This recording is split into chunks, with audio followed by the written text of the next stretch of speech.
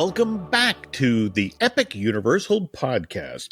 I'm entertainer writer Jim Hill, and I'm joined this evening by my co-host, Eric Hersey, and he and I are recording this week's episode on Thursday, March 14th. And apologies to our show's regular listeners. We are recording this week's show a little late, later than usual, but Eric, it's for a very good reason, right? That's because you and the rest of the Hersey clan were just down in Orlando for a week-long vacation, right? Right. It was spring break here early in Wheeling, West Virginia for the kids. So we always take that opportunity to find ourselves taking the long drive down to Orlando. But this, Jim, was actually really a funny trip. This was the first trip that we actually joined and went into Disney, but I had kind of Universal on the back of my mind. The first trip since we've actually started recording, and I've taken this, this leap into Universal fandom. So it was kind of interesting as I stood in lines and listened to the different individuals and those standing around me. When they mentioned Universal, like my hair on my arms would stick up and my ears would perk out, and I'd be kind of listening and say, what's going on here? And I'd hear people talking about their split stay, that hey, we're at Universal tomorrow. And then other people were like explaining, well, this ride is a lot like Hagrid's. It was like a enlightening experience. Very cool. Oh, by the way, not to be a stickler, but the official full name of the thrill ride you just referenced is Hagrid's Magical Creatures Motorbike Adventure. That attraction, which opened at Islands back in June of 2018, that can be found in Hogsmeade, the original Wizarding World of Harry Potter, which opened to the public 9 years before that, back in June of 2010. And by the way, folks, we've got some Wizarding World related news to share, which just broke earlier today. But we'll be getting to that in the second half of today's show. But first, the news. And as always, the news portion of today's show is brought to you by TouringPlans.com. Touring Plans help you save time and money at theme parks like Walt Disney World's Magic Kingdom. So please check them out at TouringPlans.com. Okay, Eric, let's talk about this trip. What did you guys do while you were down in Orlando? Well, the funny thing is, I think you were tipped off by Nancy that I posted a picture on Instagram, and I had a what I like to call the 4 horsemen pose, which is just 4 fingers up in front of the Crosswords of the World and Hollywood Studios. So, and you were like, "Hey, what's this all about?" And the label was just 4 parks one day. So I know this isn't a Disney theme park show, but stick with me here, Universal. Okay. This is a very valid question that will lead to something that I think all my Universal curious friends and I have, right? So, Jim, let me ask you this. Have you done the inevitable of 4 parks one day at Walt Disney World? I used to be able to do this. Now, mind you, in the past couple of years, what with, COVID and, the park reservation system, this was damn near impossible. But yeah, I've done it. These days, I can barely do the Kingdom without taking a nap. So I talk about which day did you do this and where'd you start? Oh, it was kind of an odd start, and I've been wanting to do this for many trips, and we've done a lot. To me, I can get 3 parks in one day pretty easily, right? Because the transportation between, you can do a monorail from the Magic Kingdom to Epcot pretty easily, and then you can do the Skyliner from Epcot to Hollywood Studios, and we've done that on many occasions. But the Animal Kingdom is always the tough one. You have to figure out, to do a park hopping situation, you have to have some type of initiatives or some type of goal. Yes, you can scan in and get in and out and just say you've done that. And that is an accomplishment in its own right nowadays when it comes to bag checks, the parking, all of this. Yeah. I mean, I think you can wrap up 3 or 4 miles before you even tap in sometimes from where you're walking. A lot of people, I think the diehards are all like, hey, you have to do an e-ticket attraction.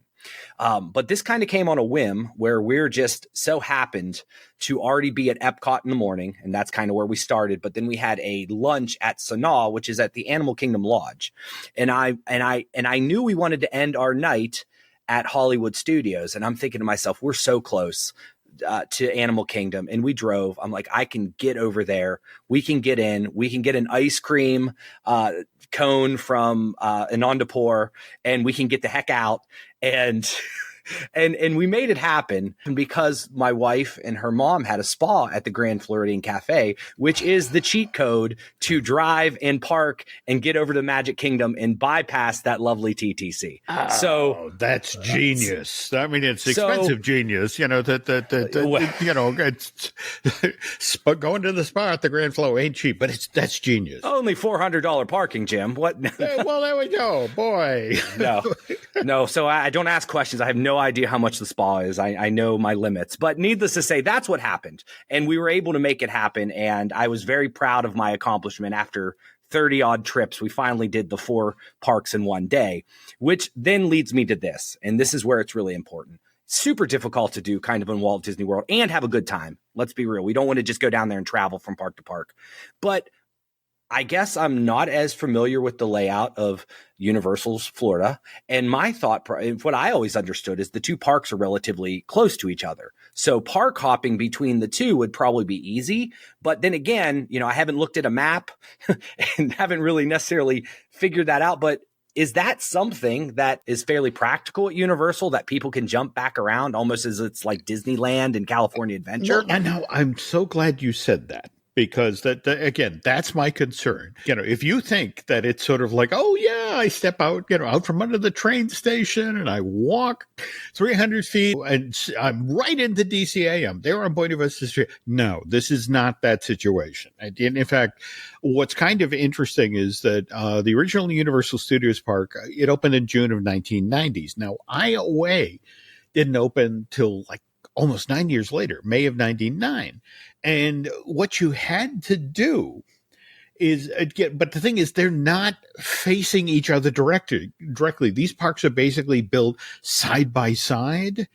And what you had to do to get from, say, the original park, Universal Studios Florida, over to IOA, is on either side of the waterway there, you had to walk through a chunk of City Walk. And now, from a bookkeeping point of view, brilliant idea. It means that people are walking by stores and doing impulse buying, or if they're hungry and they've left the park, they're walking by Hard Rock or the Sweets Emporium, but that sort of thing. So smart idea if you're trying to get people to spend money as they're going between parks. On the other hand, it's tough on people who are already tired, from walking around the parks for the day. And now, mind you, this changed in July of 2014. That's when the Hogwarts Express opened up, which connected both parks from Hogsmeade over to Diagon Alley. And again, I'm so looking forward to you getting the family down there, because what's interesting about the Hogwarts Express is there are 2 different ride experiences. That if you're going, for example, from Diagon Alley to Hogsmeade, you get to see Malfoy Manor. And if you're going from Hogsmeade over to Diagon Alley, you actually get Hagrid, who basically says goodbye to you on the rail platform there. And you even get to see, Ron's brothers, the Weasley twins, riding on brooms and shooting off fireworks. I mean, it's a great thing. Well, let me ask you this, because that's what I always heard. That's like an attraction, right? This is a thing that you. Yeah. But is it a paid attraction? Do you have to pay to do that? Because I always understood that there is some type of, you can get there and it's like a nah. Like you don't have the right ticket. There we go. All right. That is the caveat. You do, in order to take advantage of the Hogwarts Express, you have to have a 2-park pass.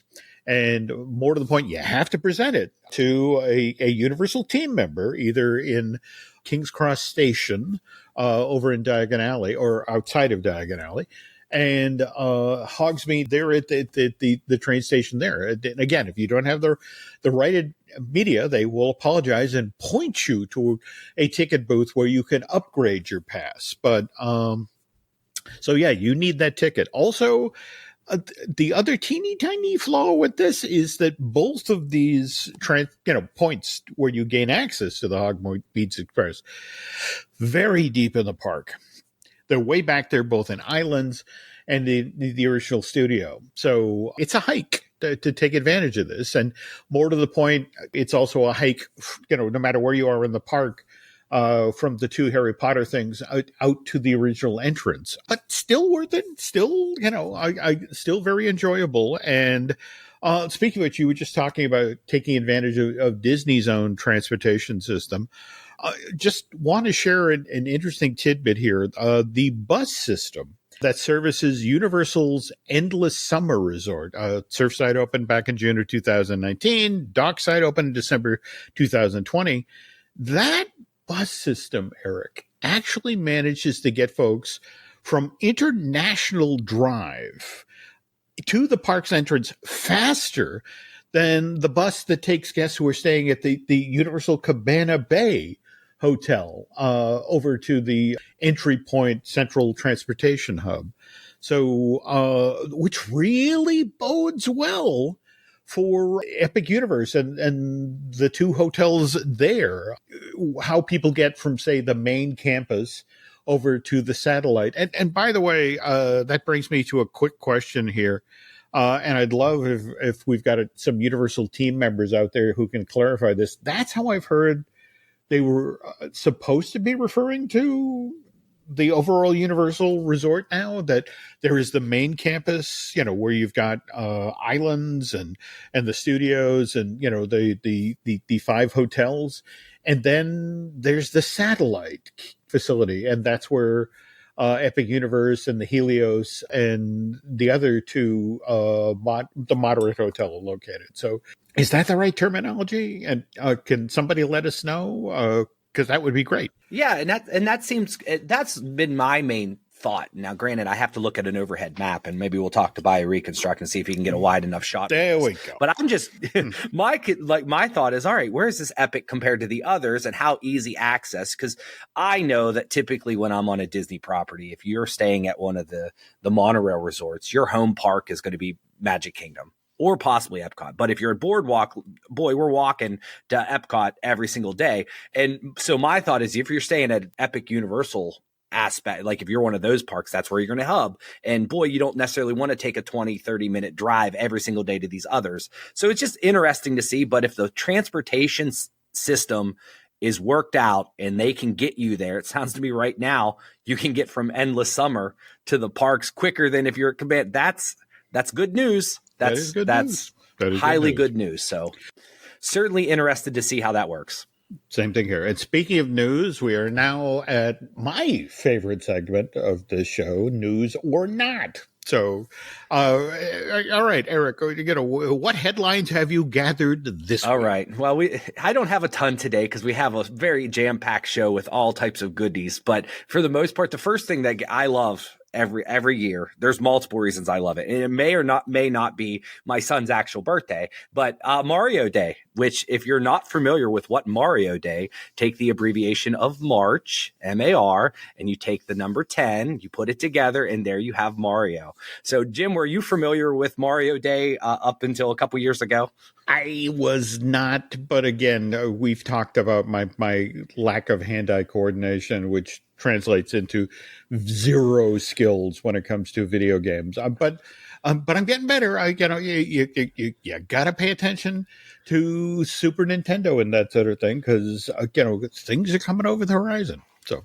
Right. And Mario Day is kind of the kickoff of the fake March holidays. Like today we have Pi Day. So then we have the Ides of March. We're just moving right forward. But so what I found was that on Tech Radar and several other outlets announced that everything announced for Mario, for the whole year was announced on Mario Day. So my question was, does Universal do anything special on Mario Day? It seems like it would be a prime day, but not yet. Now, I caveat, I will have to reach out to the folks at Universal Studios Hollywood, because obviously they're the ones with the Super Nintendo World. We're still a year and change out from Orlando getting a Super Nintendo World. Now, it is worth noting that, Universal and Nintendo did reveal, on March 10th that we're going to get another animated feature from Illuminations that is set in the world of Mario. Now, they what's interesting is they were kind of insistent that this will not necessarily be a sequel to the Super Mario Brothers movie, which came out in April of last year. But yeah, so yeah, this is sort of news, that they could. Jim, I think you're being kind. I don't even know.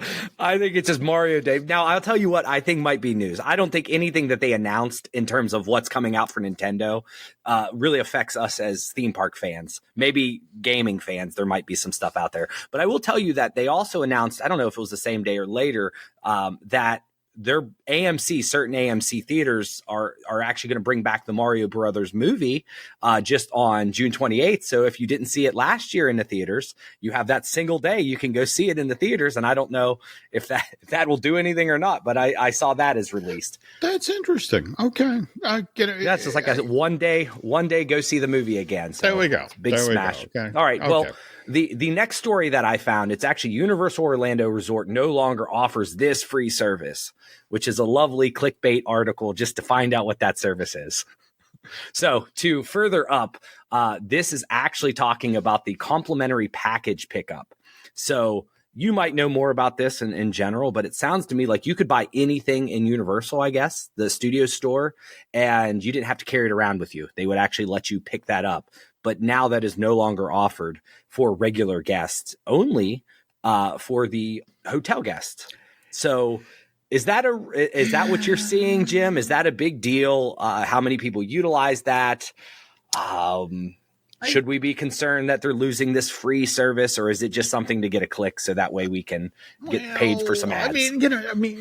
Face it, what's been interesting out in the real world. For example, we've seen Amazon sort of creep in the notion of free delivery, your threshold for what you have to spend to get free delivery crept up. This seems to be the drumbeat in 2024. It's like, oh, the price of that went up. But at the same time, what's interesting is Universal can point to the fact, well, if you're staying at one of our hotels, you still get this. Trying to steer you in the direction of staying on property there. So, I would say this is news. But again, in the bigger framework of 2024, it's like, oh, great. The price of something went up or they took it away from us. What a surprise. So, right. Well, people will either be carrying around larger packages in the parks, or they won't be buying anything at all, I guess. So okay. Well, again, you can get those cinder blocks at home, folks. They only buy the light things, so. Right. Okay. Right. All right, our next story, Jim, and I know you're familiar with this. I think you talked about it with Drew even. Kung Fu Panda 4. It opened up, and it's carrying a franchise to a $2 billion worldwide box office. So that is had me. So for me, I'm not so much wondering. I don't pay too much attention to box office numbers and how much movies make and so forth. So I'm like, it's 2 billion sounds good. Billion with a B. So what's your take on this, Jim? And kind of what's your overall take on the Kung Fu Panda 4? What's the word out there? Well, what's kind of interesting, again, Drew and I talked about this on this week's Fine Tuning. Went into this weekend. It had been 8 years since Kung Fu Panda 3 had come out. So there were kind of concerns about how's this going to do. And the initial projections said, 50 million for North America, and actually overperformed. It did 58. And again, what's kind of interesting about this is good news for the folks at Universal, especially the folks at Universal Creative, because they've just bet big on Poe and his pals. In fact, I did you see when you were away the detailed announcement of DreamWorks Land for Universal Studios Florida? I did. I said, we're going to talk about that. And I was excited to see the renderings. And then on our way home, because I'm a Patreon subscriber, I got the early edition of the Disney Dish, and I got some good insight from you and Len. And I said, this is great. Now I have somebody that actually knows a little bit more, but we can expand on that, right? Yes, Len and I spoke in depth about this, but let's just walk through it quick. So again, we were just talking about Kung Fu Panda. So this area of DreamWorks Land has Poe's Kung Fu training camp. And what's kind of interesting about this is that, again, there are kid-friendly activities, like you can help the pandas wash and dry laundry using water cannons. And there's also baby pandas and oversized noodle bowls in Mr. Pink's Noodle Shop. But the thing I thought was interesting about this was the Poe Live, which is basically sounds like Universal's take on Turtle Talk Live. Right. Yeah, right. That's, I mean, a digital meet and greet. That has to be what it is, which is, which is quite fantastic. And I think I would do that as an adult. I think I'd be all right with that. Okay. Well, now speaking of meet and greets, instead of digital, if we head over to Shrek's, the Shrek side of DreamWorks Land, we have Shrek's Swamp Meet, where you can get the chance to meet with Shrek, Princess Fiona, and Donkey right there with Shrek's cottage. And then just across the way from that, we have Shrek Swamp for Little Ogres. And again, this is another play area with slides and water play. And I'm a little concerned about this, a retirement home for cats. It's just sort of like that. And again, this is an interactive screen thing. Just so long as they don't ask me to clean the box, I'll be happy. We also have King Harold's Swamp Symphony, which, by the way, thanks to our friend BioReconstruct, who did a flyover of the still under construction DreamWorks Land. We now know this is, it's basically a bunch of frogs, on stone walls with lily pads directly in front of them. And the notion is, if you want these frogs to sing, you jump from lily pad to lily pad. And that's what makes their mouths open, and they do. So it's one of these trying to encourage cooperation among young people things. And then, of course, because it's a theme park, there's a snack booth, the Swamp Snacks. By the way, the featured item here is going to be the Shrexel, which is a Shrek-shaped pretzel. And this next one's beautiful. This next is my favorite. Far O Waffle is great naming. The puns, that should go back to California Adventure 1.0. Well, that's how good that pun is. And that's, speaking of which, they had the yogurt place there, and here we have frozen ogre as opposed to frozen yogurt. So there we go. Anyway, all right, we pivot over to the Trolls area, and we of course have the Troller Coaster, which is a sort of a retheming of the Woody Woodpecker Nut House Coaster, and then we have things like Poppy's Playground, which again, this is 20-foot tall mushroom shaded place where little kids can play. And sort of a companion to Swamp Snacks, we have Troll Treats, where we can get pink lemonade flavored Poppy-licious pink beverages. And it's like, wow, that does, as a diabetic, that sounds a little concerning. And then we have, what a surprise, we have a retail area, the High Five Hideaway. So again, I know we walked through that fairly quickly, Eric, but I wanted to ask, given again, you've got Miles is 9, is that correct? Or he just turned 7. 7, my mistake. All right, I turned the 6 upside down. All right, so he just turned 7, and again, you have your 2 older children. So you and your lovely wife have spent a lot of time in kiddie lands, being surrounded by IP like this, and of the stuff we just walked through. What appeals to you? What do you think is going to connect with the Miles of the world? So I think, truthfully, even the wife was really excited about Trolls. Like that, legitimately, when she heard the news of the Trolls, she's like, "All right, sign me up." And I think Trolls has a really good. Their last film was great. It had plenty of music, always does, is very colorful, and I think relates well. I fear, Kung Fu Panda obviously wasn't out for 8 years, so my kid didn't even know it until now. So we'll see if he jumps on and that becomes a favorite. Shrek, honestly, Shrek seems like it's been around for a long time, but I remember Shrek coming out when I was in high school, and it was very witty and fun. So I'm not sure if Shrek will still have the same promotional value to, the children as though, but I will tell you, as a parent, there seems to be a lot of water here, and that scares me because I when it comes to these parks, if there's a water feature, I'm like covering my kid's head. I do not want to have to deal with wet socks, wet shoes, and deal with the kids complaining the rest of the trip. So I get that, but you got to understand, it's Orlando. Right. Again, you were just there in March, and there are days where it's like, I am walking on the sun. So, a water feature, yes, I will go and I will play with that. Yeah. But speaking of water, which makes you think of Universal Studios Lagoon, did you see, and I want to say it was Alicia Stella, who scored these videos, which, by the way, I think were captured by cameras that people had weather cameras that they had in their apartments across the way from Universal Studios Florida. But did you see that there was a drone test for the new nighttime show? At Universal, there's a drone test. I know there was some drone testing at Disney Springs at some point. Well, no, we are actually, that's where it's fascinating again. Once again, Disney and Universal competing. They had, and this looked like a significant fleet of drones out over the lagoon, in Universal Studios. And, they were just sort of doing the standard test to see, they form cubes, that sort of thing, just to see, all right, would this work in this space, and how many drones can we do safely, and yada, yada, yada.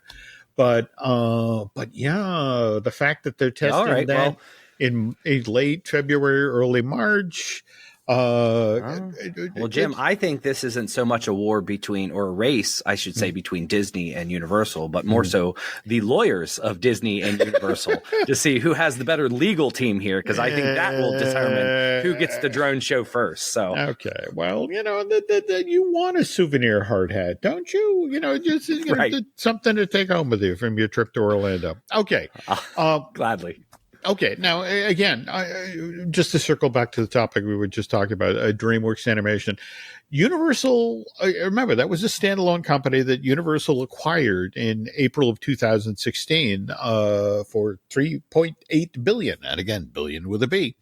Now, on the other hand, so, relatively new part of the company. On the other hand, Universal Studios Hollywood, the backstage tour thing, Eric, that started in July of 1964, which means that will be celebrating its 60th anniversary this summer. And what they've done, which I think is a kind of a lovely idea to sort of for the 60th anniversary, is they brought back the original look of what back in 64 was called the Glamour Tram.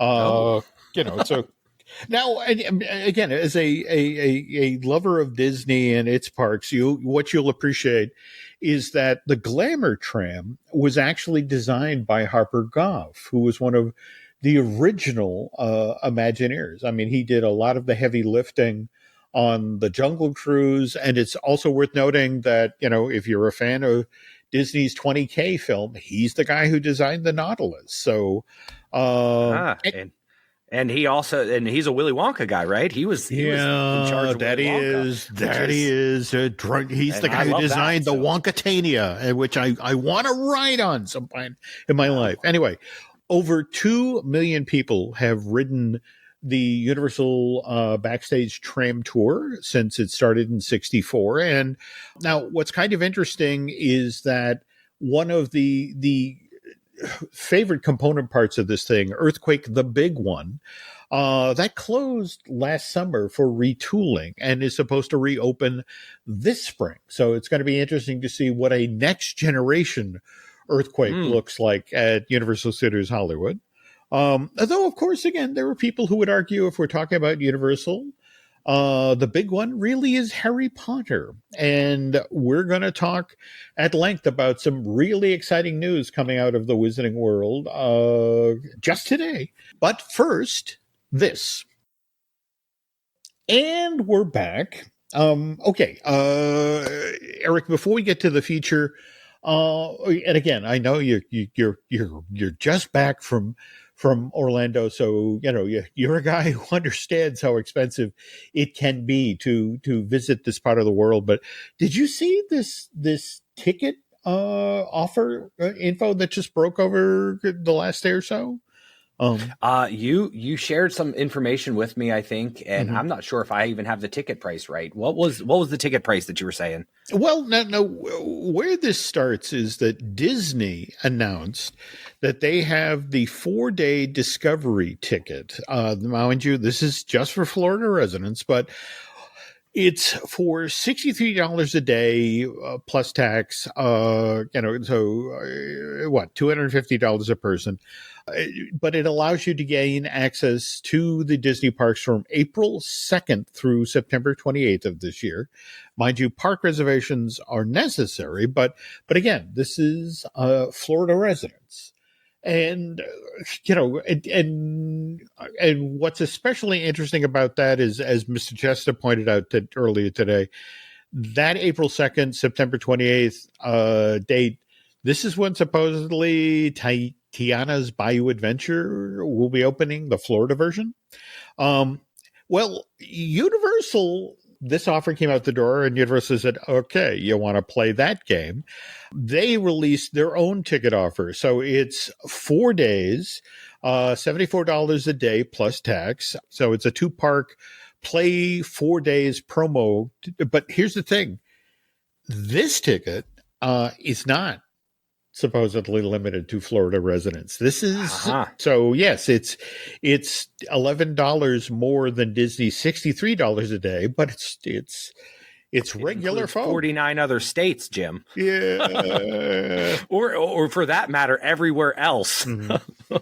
Yeah. Wow. Okay. Now, but this is kind of an interesting 1-2 punch because we had this news break just as Universal was putting out a press release. Well, do you want to share the news about what is coming to both Universal Orlando and Universal Studios Hollywood? Oh, absolutely. But I have lots of questions, Jim. Okay. So be prepared. Okay, we'll do. And everyone else tolerate if you know the answers, or just scream along. That's what we do in podcasts. We hear you. But no, it looks like Universal Orlando Resort and Universal Studios Hollywood celebrate Butterbeer season in the Wizarding World of Harry Potter. And this features a limited time treats from March 15th through April 30th. So that's tomorrow. There we go. So surprise. So right. So they gave us a lot of notice, but for the most part, I'm very excited to hear. So it's not just butterbeer. It looks like they're also going to do some ice cream counter service, serving 10 flavors of soft serve ice cream, including butterbeer. So that is pretty darn exciting. And I guess that's opening on March 29th in Honeydukes. So, Jim, I have questions, but you go ahead. Butterbeer in general. I've heard amazing things, literally amazing things for years, that it is a must have, a must do, must delight. But obviously these lips have never tasted it. And I had to Google today to see what does butterbeer taste like. So Universal Curious friends out here, I'm going to read this to you. It essentially, it's a butterscotch cream soda with a float or something like toasted marshmallow, like cream. So does that sound right, Jim? It does. But the interesting thing is, now remember, our first Harry Potter book comes out in June of 1997, and butterbeer is mentioned in that book. Which is why when our first Harry Potter movie, which of course is based on the first book, Harry Potter and the Philosopher's Stone, if you're in the UK, or Harry Potter and the Sorcerer's Stone, if you're here in the States, that's December 2001.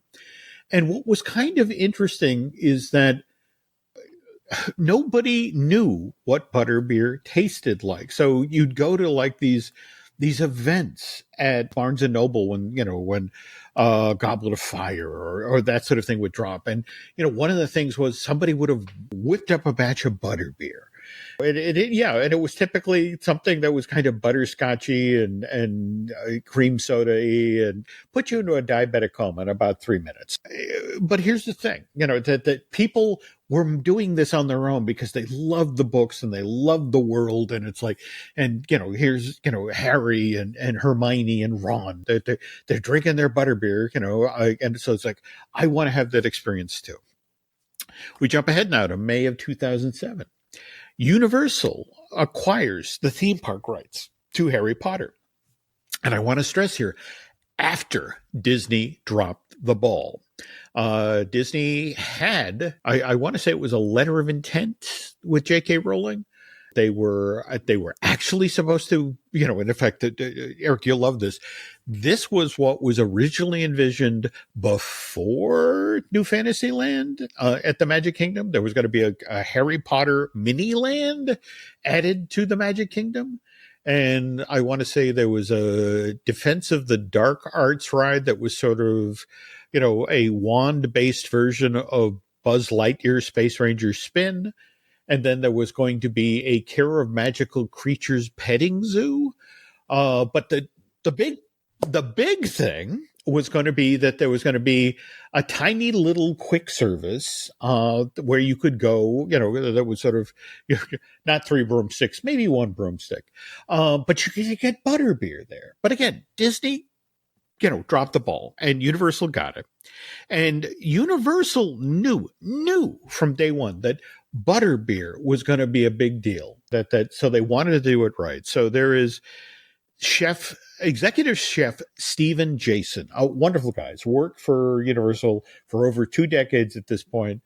And he just took this project and ran with it. In fact, I've been lucky enough to interview Stephen Jason a number of times now. And one time, for example, he, showed me his library of Harry Potter books. And what was fascinating is he showed them to me and they had all of these different colored Post-its sticking out of them. And I was asking, well, what is that? And he's like, that's every time in any one of the books, somebody mentions food or drink. Oh boy.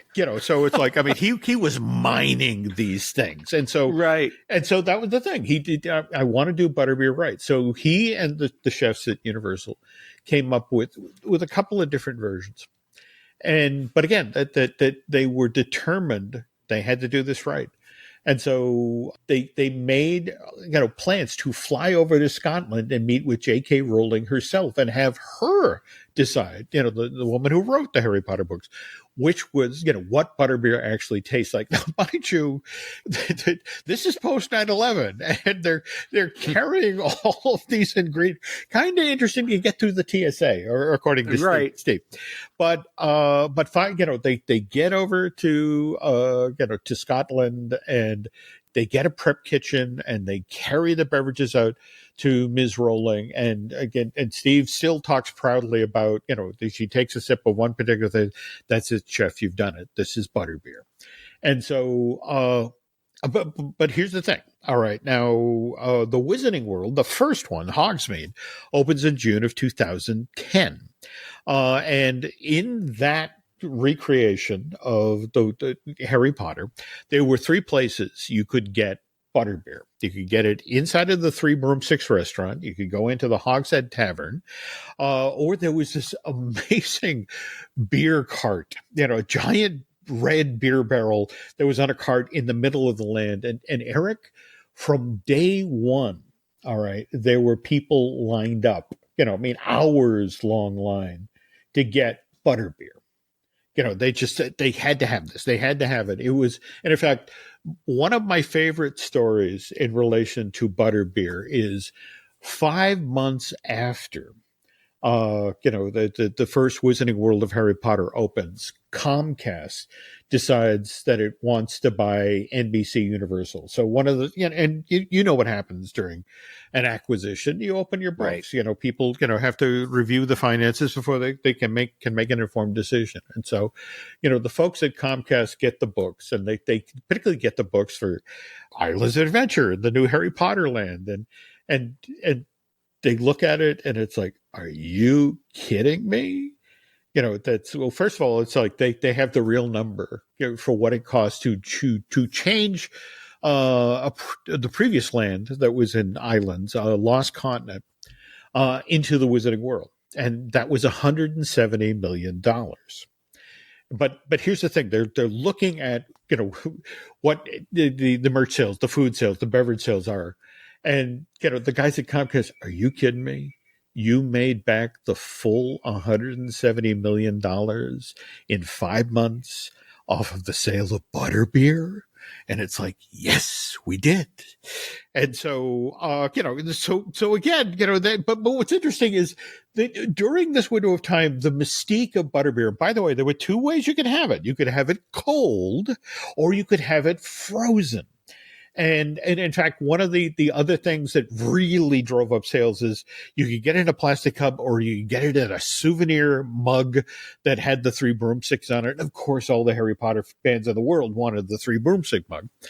So, but the thing is, people would get their cup of Butterbeer, which, by the way, they would complete the service by the little foam at the top was added at the very end, but people would try to run it out of the park so they could take it back to their kitchens and figure out, well, what is it that makes this Butterbeer so great? But the thing is, the chemical composition of the ingredients and that sort of thing, it's Florida.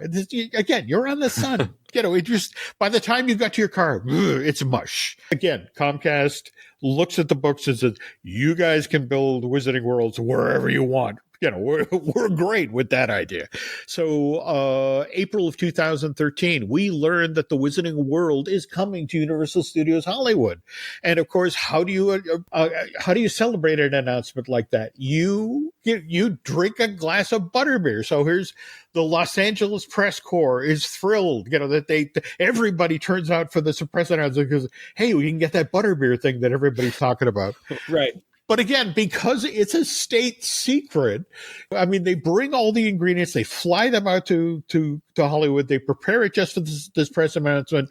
And as soon as it's over, and I got a press friend who was there, it's like, it broke my heart. I watched them pour everything that was left down the drain because it's like, nope, this ain't leaving the building. Disney can't find it. Now we jump ahead to July of 2014, which is when the Wizarding World Diagon Alley opens. And by the way, when I was working with HuffPo during this period, about 3 or 4 months before the land opened up, Universal was great. They flew me down. I got a tour of the still under construction land, and they took me for lunch inside of the Leaky Cauldron.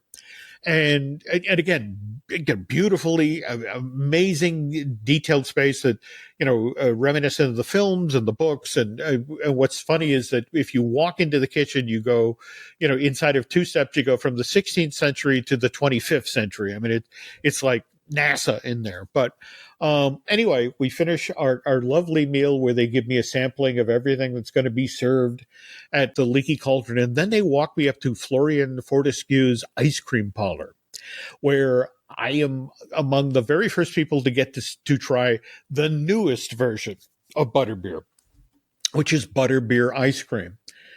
And, I take a bite, and Steve Jason is sort of hanging on my elbow. What do I think? And I said, it's like, oh my God, it's like you guys invented a new flavor of crack.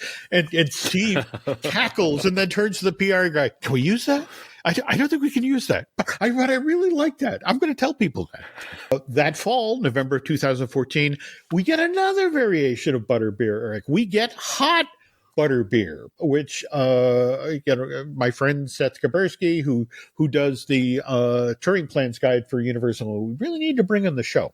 I think Seth was the one who said, well, this is, it's sort of a warm glass of diabetes, but it's wonderful. Right. And then in February of 2016, we get another variation of Butterbeer. We get Butterbeer Fudge, which is sold at Honeydukes. And but again, remember, this is Disney. The Disney lost, the opportunity to have Harry Potter in its theme parks. And so around the same time, Disney announced that they're going to be building Star Wars Land. Mm-hmm. in Florida and in California. And Eric, the stories about the time and the money that was spent on blue milk, because Disney was determined that they were going to have their own butterbeer, and it was going to be blue or green milk. And I have to ask, we were just talking about Miles. Has Miles had blue or green milk? Jim, I will tell you this. Mm-hmm. He and I both enjoy variations of the blue milk at Star Wars Galaxy's Edge. We literally get it every time. And I don't know if it's the novelty All right. or what have you, but we are one of the few out there that actually probably I was about to say, yeah. And just forgive me for asking, do you get the daddy's variation of the blue milk, with the nice little shot in it? Or well, what happens is, as a parent, I have to decide how much I'm willing to spend on all these blue milks, and if we're going to share. So we typically get a blue and a green. Okay. We take our picture in Galaxy's Edge, and then my three kids decide to steal them, and I get a drink of each. But no daddy's drink. Which had me wondering, just as a sidebar here, butterbeer is not actually alcoholic, right? No, not at all. In fact, we're going to get to an interesting question at the end of the segment, but you've thrown an interesting question out there. But yeah, Disney wanted blue milk and green milk to be their butterbeer, but meanwhile, here's Universal continuing to charge ahead. June of 2017, that's when butterbeer flavored potted cream ends up being available for purchase at the Leaky Cauldron. And then in May of 2021, by the way, hot butterbeer was only served seasonally. In fact, it was, a big treat, so to speak, during the special holiday celebrations, the theming they do down there. But yeah, starting in May of 2021, hot butterbeer became available year round. But here's the kicker, Eric, that we, of course, are a year out from the opening of Epic Universe, and that's going to have its own Wizarding World with its Ministry of Magic attraction. And I've heard from folks at Universal about that there will be yet another variation of butterbeer debuting with this theme park. And I honestly, I was going to put the question out there to the effect of, well, what's left to do? And I think you actually just hit upon it. Oh my God.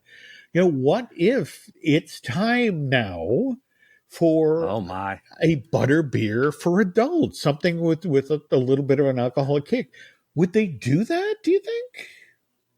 I mean, listen, I'm at Epcot in the evening. There is lots of money to be made by alcoholic beverages. Yeah, wow.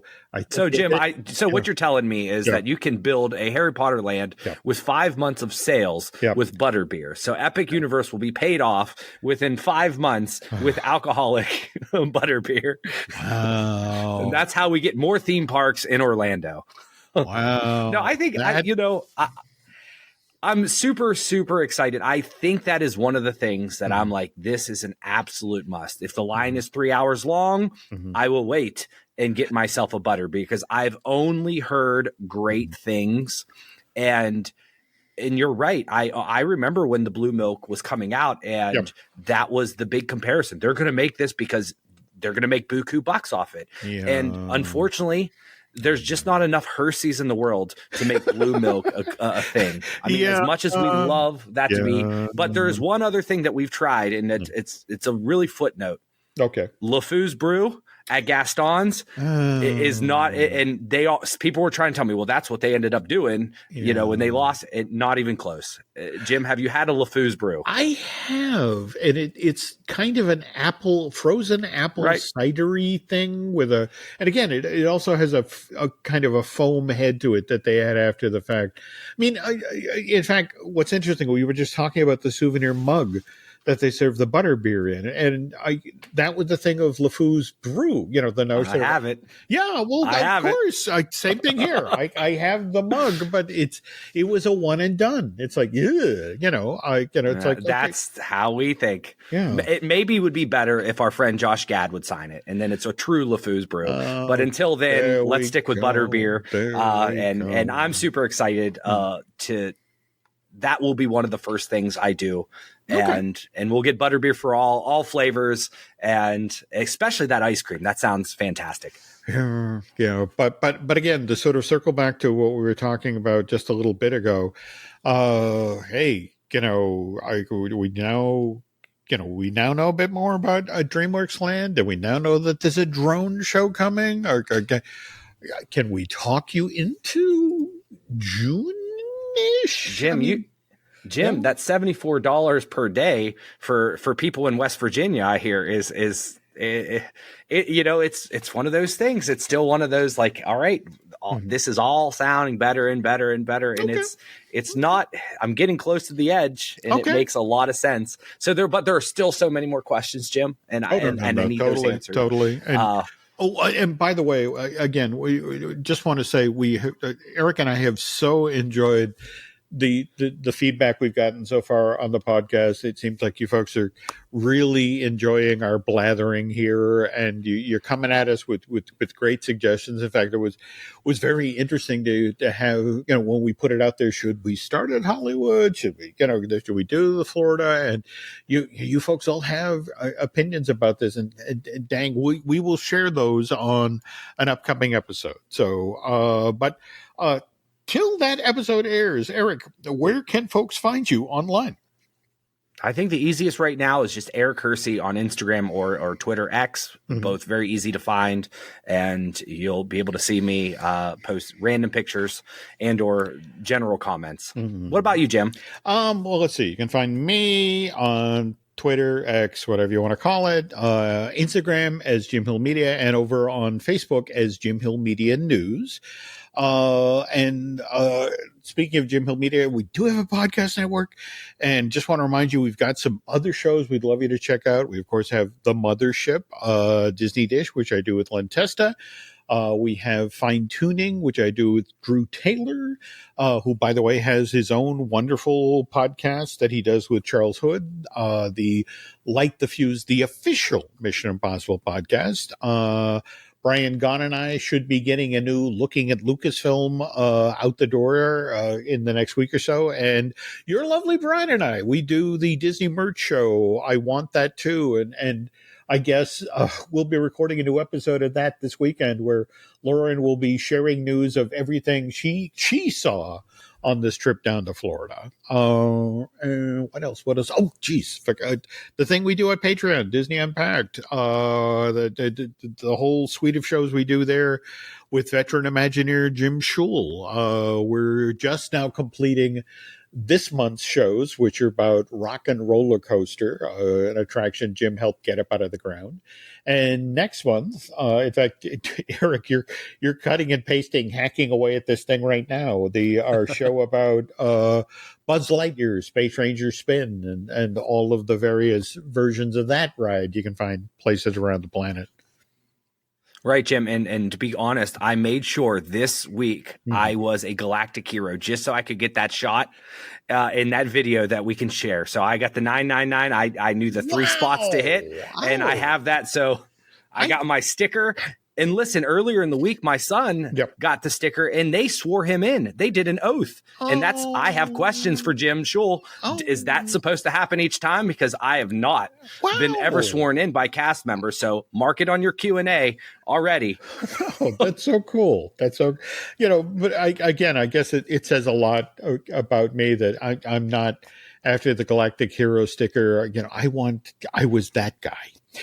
Just sort of, there we go. So. Right. Yes. Right. No, but I'm excited about the episodes coming up, and the Buzz Lightyear is going to be great. The Rock and Roller Coaster has been amazing. And I even had a sneak peek of what you guys just did for Picture This, and that's going to blow people's minds when that comes out. Stay tuned to the Patreon feed. And if you haven't subscribed, what are you doing? Subscribe. But guys, I think that ends it here. That does another wonderful episode. Thanks for hanging with us. Jim, thanks for the amazing stories and really the origin and history of Butterbeer. Who knew what we were getting today? But, I wish I had a clasp right now and we could cheers on our way out. Well, sometime this summer we'll do that. So we're going to make that happen. Okay. All right, guys. Well, on behalf of Jim Hill, I'm Eric Hersey. Hey, thanks for listening. We'll see you next time.